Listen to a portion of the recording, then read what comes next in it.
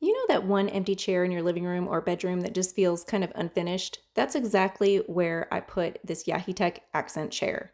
It instantly made my space feel more put together. First thing I noticed is the corduroy fabric. It's soft but still has some texture to it, so it doesn't look flat or cheap, you guys.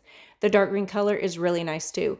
Very trendy, and it kind of gives that cozy, slightly elevated look without being too bold and taking up too much of the room. Putting it together wasn't bad at all. It's pretty straightforward, and once it's set up, it actually feels sturdy.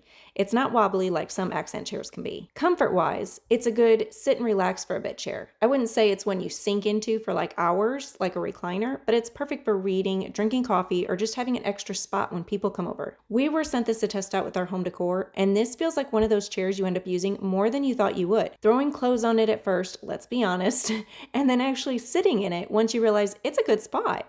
Overall, it's a simple upgrade that makes your space look styled without trying too hard, and it's actually functional. It's not just for looks.